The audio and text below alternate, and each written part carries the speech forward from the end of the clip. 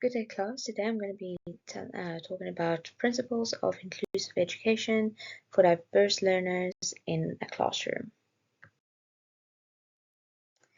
So, what we will be discussing is I'm going to give a little bit of an introduction to the different principles and just then go into first principle, second principle, and third principle that we can use in order to create a more inclusive classroom environment, and then I will be giving a conclusion.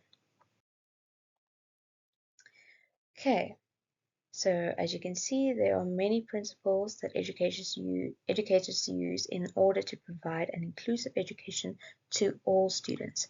I have highlighted all students in order for you to realize that it's not just for certain students, for example, those that are more, in a sense of more academically inclined compared to the others, but this is for all students, no matter how diverse their needs. And yeah,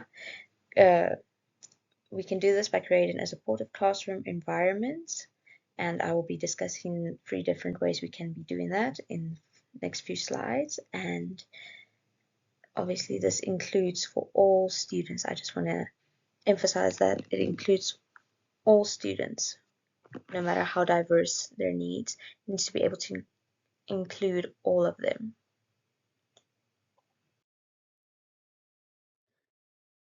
Okay, so the first principle we will be talking about is to make students feel heard.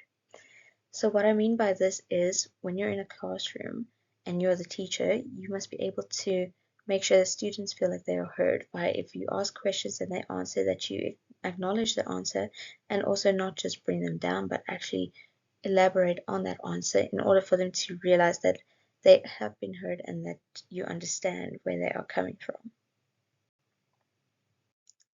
The second principle I will be talking about is arrange the physical classroom.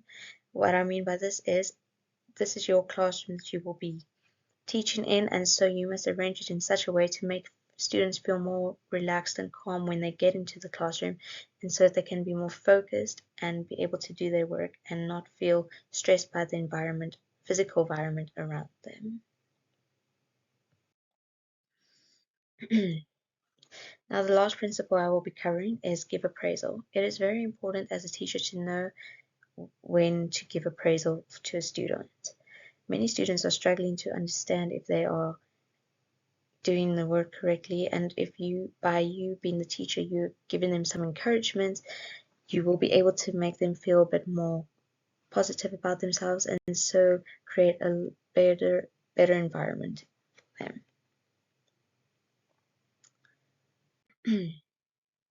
So now, in conclusion, I just want to say that it is important to look at the different principles for an inclusive education by looking at how you can create a classroom that is, whose environment is very positive and inclusive to all students.